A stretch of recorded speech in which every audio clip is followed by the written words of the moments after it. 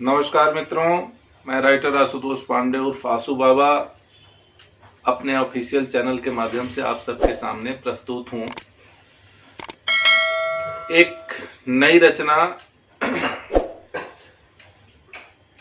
वियोग रस, जिसे आप लोग सैड सॉन्ग कहते हैं। एक कोशिश, उम्मीद है आप सबको पसंद आएगा। और बताना चाहूँगा, ये बहुत जल्द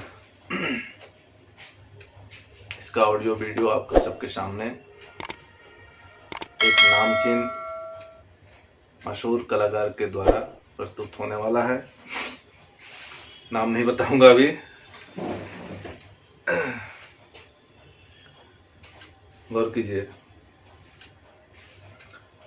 हमरा तड़पात मन में उहे प्यार धइल बा, हमरा तड़पात मन में उहे प्यार धइल बा। मोर सुनर सुगनिया तोहरा का भइल बा, मोर सुनर सुगनिया तोहरा का भइल बा।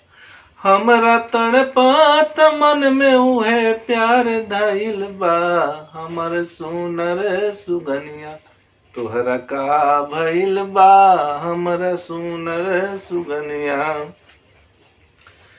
नाही फोनवो प बतिया होखत बाड़े हो, नाही फोनवो पे बतिया होखत बाड़े हो। दिन कुफत कुहेस में कटत बाड़े हो, दिन कुफत कुहेस में कटत बाड़े हो। हमरा जीवा के जियल मुहाल भइल बा, हमरा जीवा के जियल मुहाल भइल बा। हमर सुनर सुगनिया तोहरा का भइल बा, हमर सुनर सुगनिया। हमर संदेश लेके ओने जाए केहू, हमर संदेश लेके ओने जाए केहू। ये पड़ी पड़ी छतिया लगावे केहू, ये के पड़ी पड़ी छतिया लगावे केहू। हमरा जिंदगी के गम ही सिंगार भइल बा, हमरा जिंदगी के गम ही सिंगार भइल बा। हमर सुनर सुगनिया तोहरा का भइल बा, हमर सुनर सुगनिया। हमर तड़पात मन में उहे प्यार धइल बा, हमर सुनर सुगनिया तोहरा का भइल बा, हमर सुनर सुगनिया। के कर आंसू गिरेला ई मोती नियन, के कर आंसू गिरेला ई मोती नियन। काहे जिंदा हम बानी मर जैती निमन, काहे जिंदा हम बानी मर जैती निमन। देखा चाहत के बगिया बिरान भइल बा, देखा चाहत के बगिया बिरान भइल बा। हमर सुनर सुगनिया तोहरा का भइल बा, हमर सुनर सुगनिया।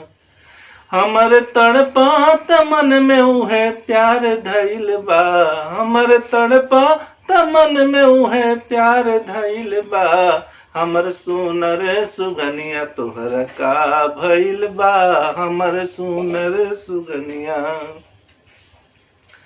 अंत में जहाँ रह तू तहाँ सलामत रह, जहाँ रह तू तहाँ सलामत रह। बात सोची के आलोक मन से कह, बात सोची के आलोक मन से कह। आशु बाबा के दामन कहाँ से मैल बा, आशु बाबा के दामन कहाँ से मैल बा। हमर सुनर सुगनिया तोहरा का भइल बा, हमर सुनर सुगनिया तोहरा का भइल बा। मन तड़पात बाटे में प्यार धइल बा, मन तड़पात बाटे में प्यार धइल बा, हमर सुनर सुगनिया तोहर का भइल बा, हमर सुनर सुगनिया तोहर का भइल बा, मन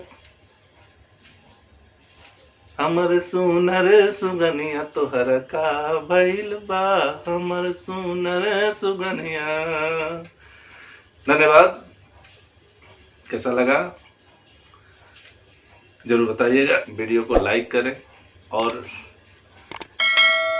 शब्द सुंदर लगे तो अपने मित्रों के बीच साझा करें। धन्यवाद।